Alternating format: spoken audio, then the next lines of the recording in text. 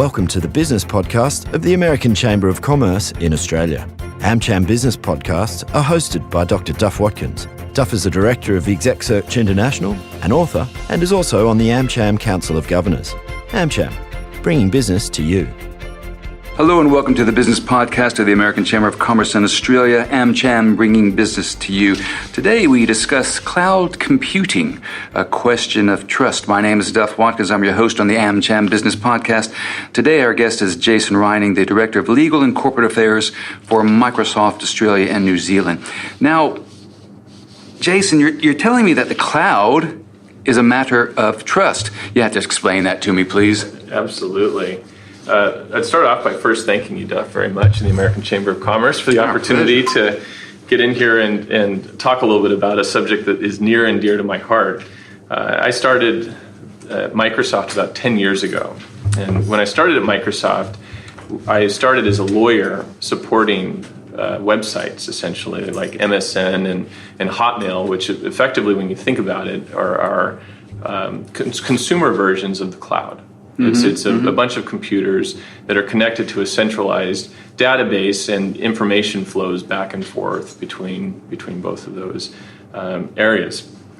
And at the time, 10 years ago, this concept of the enterprise cloud was really in its most initial stages. And certainly Microsoft wasn't a company that actually invented the enterprise cloud. And when you think about it, it was probably a different company other than Microsoft, someone like Amazon. Mm-hmm. Well, tell me, when you say the enterprise cloud, how does that differ from the cloud in general? Absolutely. And when you think about the work that Amazon did over the course of the early 2000s, and take a step back and think about them as a company, Amazon is really a company that provides a online retail experience to its customers. So it has a website in the United States, Amazon.com, and one of the necessary ingredients of that is for Amazon to exist, it needs to have massive amounts of computing power. So it has to have these huge data centers, and they have to be located all over the world, and they have to have enough capacity and computing power in order to meet the demand of their highest seasons. And the highest seasons that Amazon have are really Christmas and back to school. And so in order for them to meet the number of website visitors who come to their website during Christmas and back to school season, they have to have a lot of computing power. And someone who's really, really smart at Amazon at one point said, we've got all of this excess computing power that's sort of sitting around during the non-peak seasons. And wouldn't it be a great idea for us to develop a business model that essentially involved us selling that excess computing power?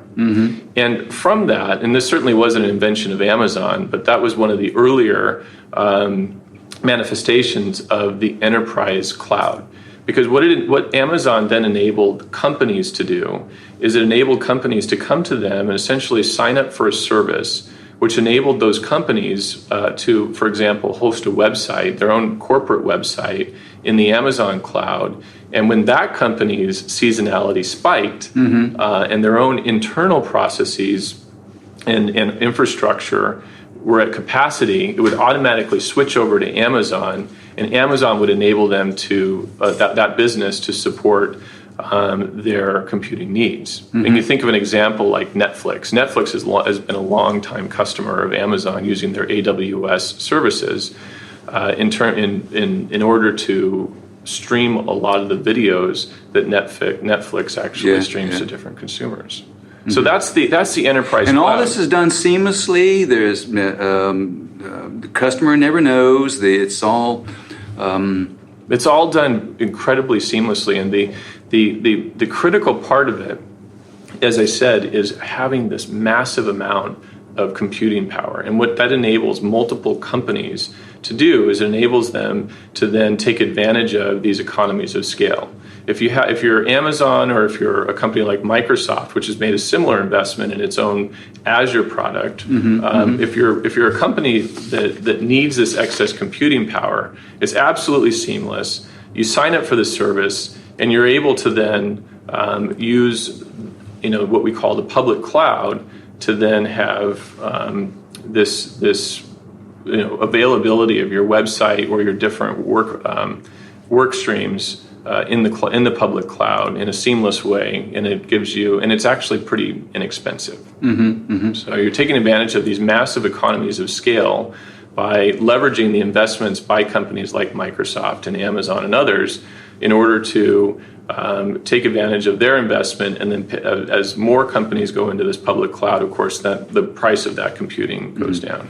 Except, now herein lies the rub, I guess. The individual, the consumer, the customer, all this happens so seamlessly behind the scenes, they don't know, they're not aware of what's going on, which of course leads us to the issue of privacy. Well, it leads me to the issue of privacy. Absolutely, and it's a great observation. And the comment that I would make to that is, for the past 5 or 6 years, we've had this wonderful story about the public cloud. And we've told customers in different organizations that, come into the public cloud, move your work streams over. You no longer have to invest massive amounts of money in on-site, on-premises hardware in your own private cloud. It's going to cost you less money. You're going to be a lot more innovative because you're going to be a lot closer to the data in your organization, as you say. And you're going to get massive amounts of insights. And we're even able to talk about the fact that over time, billions of different devices are going to actually be connected into the cloud. So you think about what we have here on the table in front of us today, Duff. We've got a couple of laptops. I have a Surface device. I have my Nokia phone. You have your phone as well. All of those are connected to the internet in a way. But you take a step beyond that and you think about the refrigerators and the toasters and the automobiles and the traffic lights and the elevators and the escalators, all of which are eventually going to be, if they aren't already, connected to the internet. And they're all going to be sending signals up into the cloud, up into a centralized computing system where all that information is stored, and then really intelligent software sits on top of all that. And it's able to reach down into all that information and make sense of it, find signals in the noise, if you will. And then from that, we're able to then diagnose problems with that technology. So the story was really good. And our customers were beginning to say, and the world at large were beginning to say, this cloud thing sounds really good, and we should probably start thinking about it.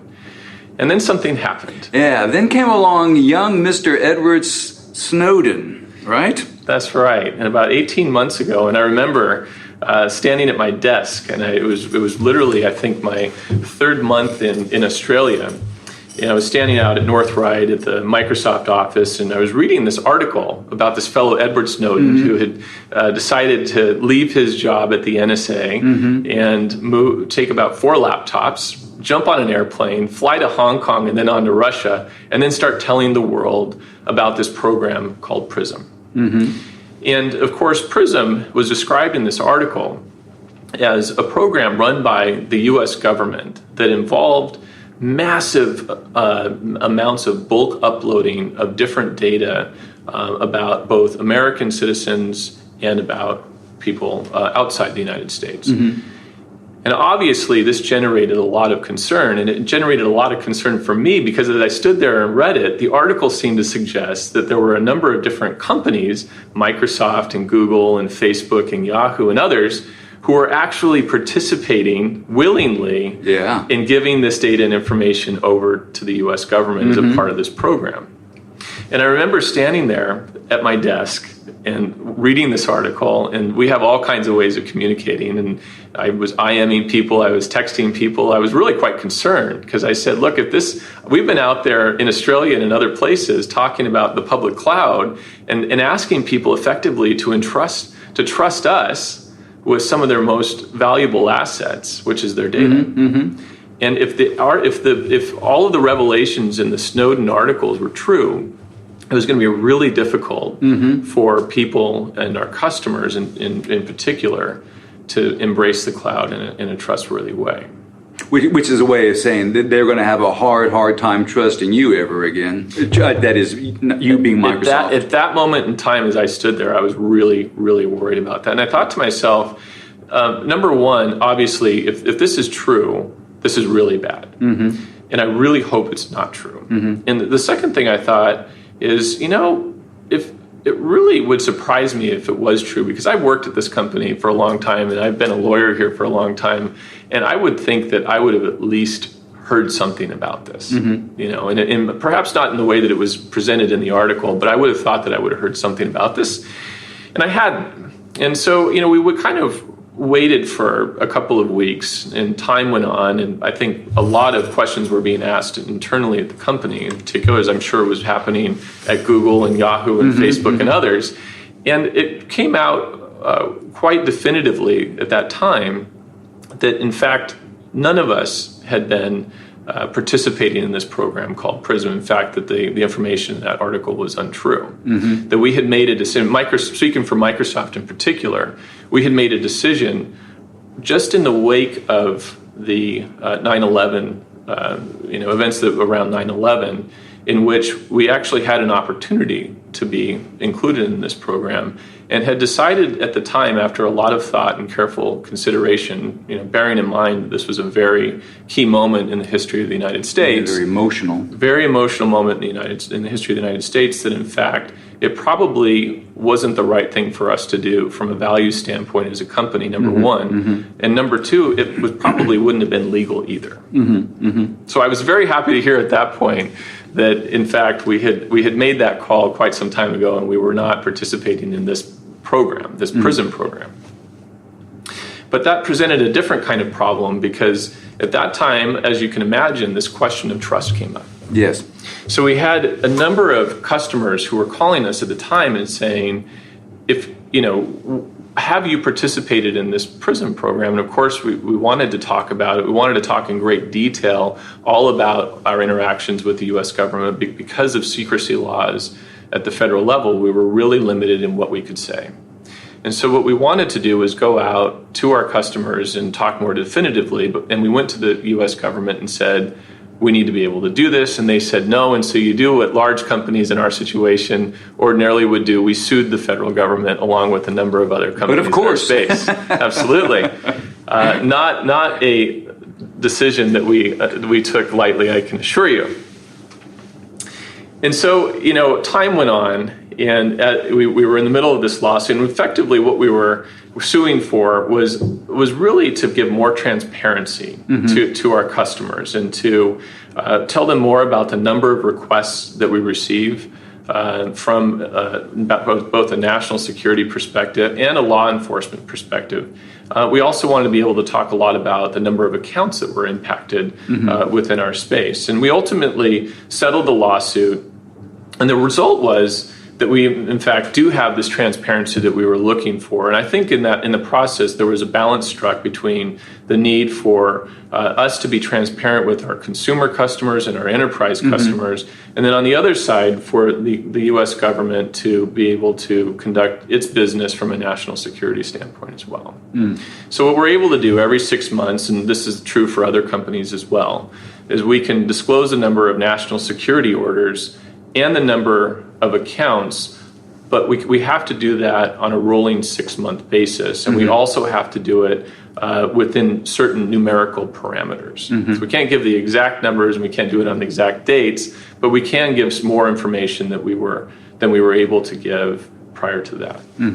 So the initial press report that Microsoft and other companies were colluding with the government, the U.S. government, to release big data is untrue, and Microsoft made the decision that they would not participate in that program, and they made it a while ago. Is that? That's exactly right. This was a decision I came to learn that Microsoft took, back in 2002, and it's something that first was able to now come to light a couple of years ago as Edward Snowden began to reveal documents and information about this program in candidly a very important way.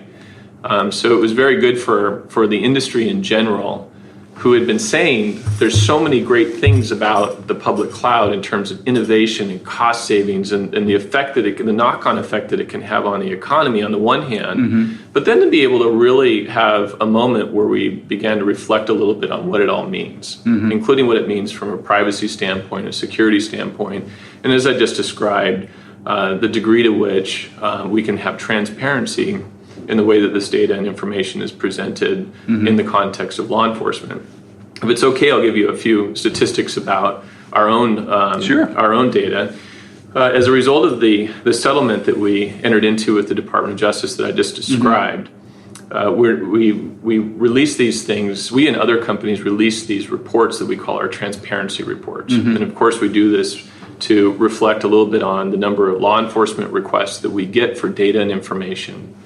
I would say all up, between January and June of 2014, Microsoft, in a worldwide basis, received about 35,000 requests, which impacted about 58,000 different accounts.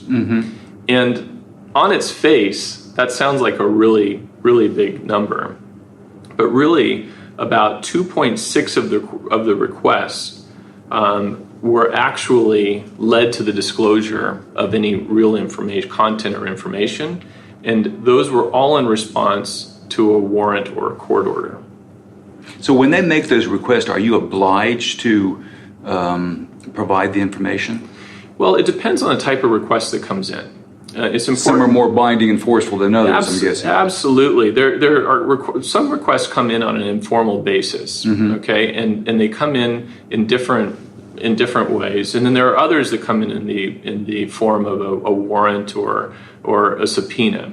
Now, the instances where there are warrants, in most cases, that's a situation where law enforcement are trying to do the right thing. And candidly, I think everyone will understand that we want to help them do the right thing. We just require that they follow the due process and the laws of their country. So I can talk about that in the terms of the United States, of course, but it's the same principle that applies all over the world. If law enforcement are investigating a bad guy, and they're trying to get information, we're not going to stand in front of them trying to investigate that crime. But what we're not going to do is allow that information to be obtained without some level of due process. And the most effective way to do that in each individual country is for the law enforcement to follow the process of its country. In the U.S., the law enforcement official would go to a judge and present its case for why it thinks it needs that information. And a warrant would be issued. It would be presented to Microsoft and other companies, and then that would be an effective way for them to access that information. And I think it's worth noting, since a lot of what we're talking about here today is about the enterprise cloud, that we've found now, since we started tracking a lot of this data and information, we found that a lot of these requests that come in from law enforcement and on a national security basis are actually really orientated towards individuals. So when you think about what law enforcement tend to do, they're investigating crimes. Usually those crimes are conducted by an individual or a couple of people, individual criminals, exactly. And so, since we've started tracking this, we've noticed that a lot of those requests come in through those consumer services that I described at the beginning of the podcast, MSN and email that flows through Outlook and similar consumer services. Very few requests actually come through our process related to our enterprise customers or our large companies that do business with us and consume our large services like Azure and O365. In fact, during that data set, that time period that I was talking to you about, January through June of 2014, we really had 5 requests for 5 users that were actually associated with enterprise customers. And in all 5 cases, we actually rejected or redirected those warrants or requests back to the customer. Okay, so there's been a lot of talk and speculation about this concept of privacy and data ownership and government access to it. And what it really seems to all revolve down to is that no one will be surprised that law enforcement are looking for information on the bad guys. And what we're seeing, and I think what other companies are probably seeing as well, is that a lot of those requests come in for the consumer services, whereas we're seeing very little activity on the enterprise side. Remember, that was 35,000 requests that came through, and only 5 of them were actually for enterprise customers, and in none of those cases did that actually result in any type of document production. So it's very interesting. So the enterprise cloud is maybe a little safer than we thought. Well, I think that safety and security is a great thing to consider. Obviously, if you're a large company or a small company and you're thinking, gosh, I do want to take advantage of these economies of scale. I want to be more innovative as an organization. I want to be closer to my data and information. But do I have the confidence and trust in the service provider who's telling me to trust them? Mm-hmm. And so there are a number of questions and considerations that I would think through, in addition to what I just told you about the type of steps that companies like Microsoft have taken to increase the transparency. But there are a number of considerations for any company that are entering in the cloud, and I'll just give you a couple of high levels. One at the top of my mind would be this concept of encryption. Mm-hmm. So when you think about some of the stories that you've read in the wake of the Snowden revelations, one of the things that people have stepped back and said is, well, what about hacking by the government? Mm-hmm. Yes, that's the big issue. We've read a lot about that, right? They've tapped into data centers, they've spiked into undersea cables that carry the pipes through which a lot of these communications are transmitted. How can I be assured as a company that the U.S. government and other governments aren't doing this? And I would say, don't limit yourself just to governments. Think about anybody who's trying to access that information, whether they're doing it for malicious purposes or national security purposes, anywhere in the world. Of course, you want to be satisfied that your data is going to be secure. And that leads back to this concept of trust. Mm-hmm. So this concept of encryption, I think, is very important. And you'll have read, of course, about these enterprise-grade services and this concept of encryption while the data is actually sitting in the data center. So let's say that someone decided they wanted to hack into a data center. If the encryption levels are done the right way, then effectively what you're going to find is that it's going to be really difficult for the person, if they're able to take the information out of these data centers, to actually do anything with it because of the encryption. The other question to ask is, what happens to my data when it goes from my computer back into the data center? Is it we call that encryption in transit. Is that data encrypted while it's traveling from point A to point B? What about when the data is transmitted between data centers, from one data center to another? And we do transmit data between data centers in order to have what we call geo-redundancy. If the data center, if there's a server that fails in one data center, then it's going to be picked up and seamlessly in another data center. Mm-hmm. But is it encrypted when it's transmitted betwing those two places? So those are some considerations to really think about. The other thing to think about, of course, is what are the certifications that the service provider have gone through with regard to both their data centers and then the service that they provide generally? What certifications do they have? And are those certifications internationally recognized? Mm-hmm. Are they based on ISO standards? Are they audited? Are they audited on a regular basis? Are they audited by a third party? And if the answer is no in any of those cases, then I would really take a step back and have some problems with this concept of security that you just raised. Well, we do know that encryption and hacking, or that hacking and data leaks and breaches of security occur more in some regions and some countries than others. And I think what you're suggesting to me is because of the encryption or the security process is perhaps a bit more complex than we might initially think. It's absolutely the case that over the last, I would say 20 or so years, the instances of individuals and entities who are trying to access electronic information has increased. I don't think there's any question about that. Mm-hmm. In the enterprise cloud service context, it's really important to ensure, again, as I said, that number one, you're satisfied as a consumer of that service that what you are receiving is better than what you have today. Mm-hmm. And that's the first question we ask people when they raise their hand and say, how do I know I can trust you? How do I know that your data is secure? And I say, well, look, the first question you have to ask yourself is, how happy are you that you can't get hacked today? Mm-hmm. How happy are you with your own situation? And if the answer is, I feel like I'm pretty bulletproof, then by all means, that's probably a good situation for you to continue with.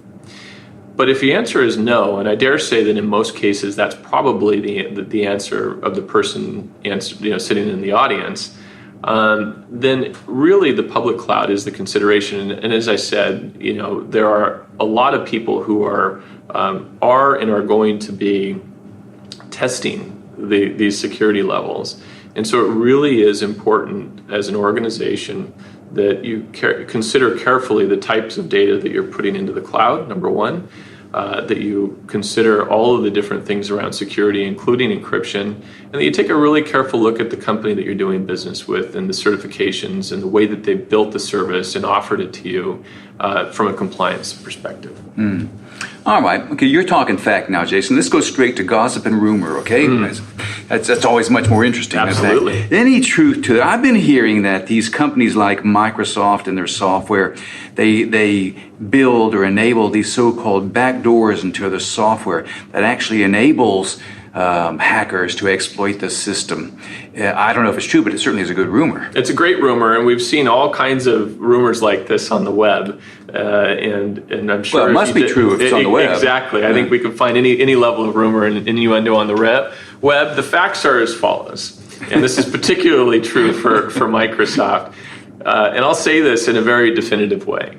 Microsoft never has and never will build backdoors into its software. It's worth repeating. We never have, we never will build backdoors into our software. And it's very easy for me to sit here across the table from you and say, I'm Jason Ryning, trust me, when I say that. And we recognize that that's almost an absurd thing to do. And so what we've done around the world for certain of our customers, we've set up these things called transparency centers. And so if a customer really has questions about the Microsoft software that they're using, and oftentimes governments will raise this question because they're obviously creating Word documents or Excel spreadsheets, and oftentimes that's going to contain some pretty secret data and information, things that they really don't want, exposed to the outside world. We set up these things called transparency centers around the world where governments and certain entities are able to come in and actually, in a very closed room, come in and actually look at the code very carefully to satisfy for themselves that, in fact, those backdoors don't exist.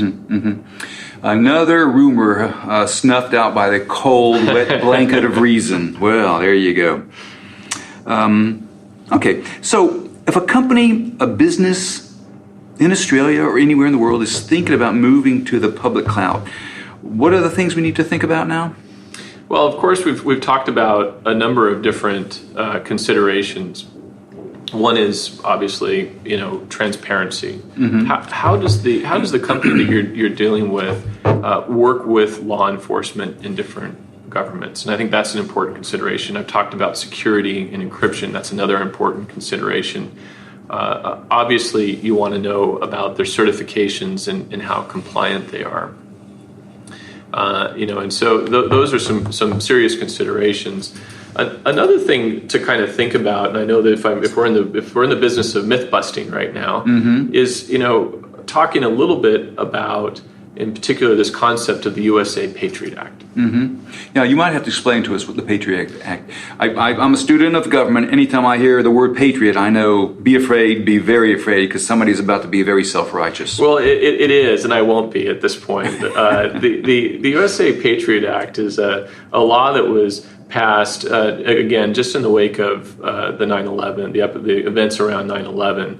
And really, it didn't. There's a lot of mythology around the USA Patriot Act that seemed to suggest, particularly to entities and companies outside the United States who are thinking about going to the public cloud and using the public cloud offered by an American company, that because they're an American company, the USA Patriot Act somehow gives the U.S. government the right to simply make a request to that company and get data and information, even though that data and information might be about a citizen of another country. Okay, and so that's the common perception. And the answer to that question is, it's actually true. That's a process that exists, but not because of the USA Patriot Act. The USA Patriot Act basically brought together a number of laws and rules that enabled information to be developed and obtained much more easily using a number of different existing U.S. laws in the wake of 9/11.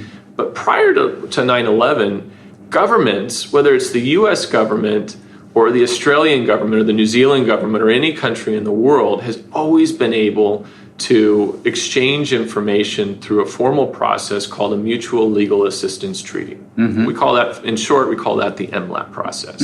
So, if the U.S. government wants data and information, or to take control of a person, to arrest a person who they suspect of having committed a crime, or to get some of their possessions as evidence in relation to that crime, they've always been able to get access to that person or data or information or something else by using this MLAT process. So that's standard. That's nothing new. Standard. That's nothing new. But there is a modern question around whether governments can unilaterally get access to data that sits on servers outside the United States about foreign citizens without taking advantage of this MLAT process. And we've seen an example of this at Microsoft in New York, where a law enforcement official served a properly authorized warrant on Microsoft, but it was looking for information that was actually stored in a different country about a citizen of a different country.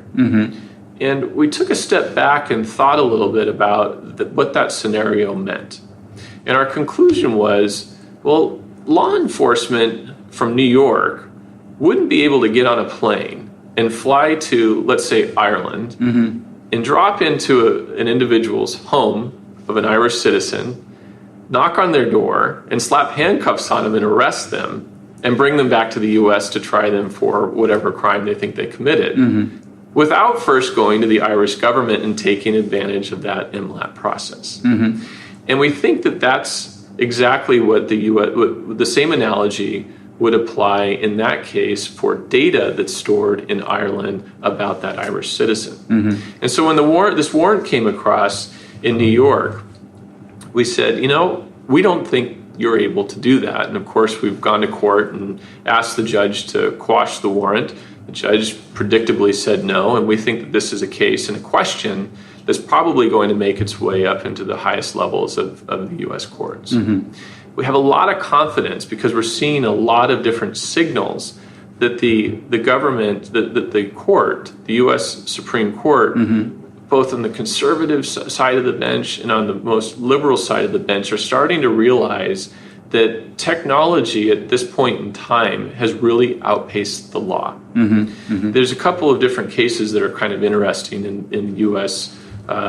Supreme Court law at this point in time, and one of them involves this question of whether or not you would need a warrant in order to go through a suspect's mobile phone after you stop them on the street and you do a frisk, essentially. You've seen that on TV, and they pull the mobile phone out and they search through the person's mobile phone, and they get all kinds of information and data that could be used against them in court. And the court said, look, there's so much data and information that's stored on these devices that in order for the law enforcement, the police officer, to actually access that data information, we're going to require them to get a warrant. We've also seen an example where a law enforcement officer without a warrant placed a GPS tracking device under the inside bumper of a suspect's car. And again, the Supreme Court said, we're not going to allow you to do that. Okay, we're not without a warrant, not without some type of due process, which would enable there to ensure that there's some type of balance between the need to investigate a crime and then individual liberties. Okay, so we're starting to see some trends within the court again that suggests that there's this feeling that we need to reevaluate the law in these cases where, because the laws are much older than the technology, of course, and probably didn't contemplate this type of technology when they were first, when these opinions first came across. So we have a high degree of confidence that this case that we're following in New York is going to result in some type of predictability around this question about unilateral access to data and information that exists in servers overseas. And we're also doing a ton of lobbying in D.C., along with a number of other companies in our space, to really ask the U.S. government to recognize that the U.S. law ends at the United States borders, number one, and that when they make a commitment not to hack into these data centers and undersea cables of U.S. companies. Seems reasonable. Seems reasonable. So we'll see how we go, but there's a lot to be optimistic about. Again, you asked the question initially about what type of things should I be aware of if I'm a big company going into the cloud. And the final thing I would say, that's sort of ancillary to all of these questions around transparency and security and compliance is, what's the contract say? What is the provider willing to say about their interactions with third parties?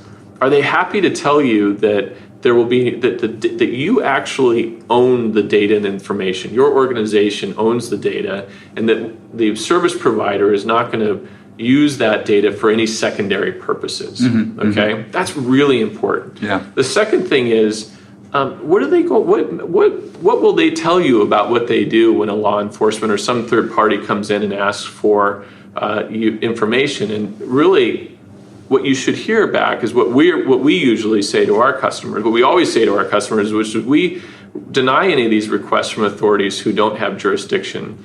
We never grant law enforcement with unfettered access to data and information. And we will always agree to customer requests to respond to or oppose those requests, and we'll put that in writing. And so anyone who's thinking about entering into the public cloud and who's sitting across the table from a service provider should keep all of those things in mind and actually say, look, I need you to put that in writing. Very important. Okay, we'll finish here today. You've been listening to the business podcast of the American Chamber of Commerce in Australia. Our guest today has been Jason Ryning, the Director of Legal and Corporate Affairs for Microsoft Australia. AmCham, bringing business to you. You've been listening to the business podcast of the American Chamber of Commerce in Australia. This podcast is supported by Lenovo and VML. Lenovo is one of the world's leading personal technology companies, producing innovative PCs and mobile internet devices. Lenovo, for those who do. VML is a full-service digital marketing agency that can take you where you want to go. Everything we are is in everything we do. This is AmCham, bringing business to you.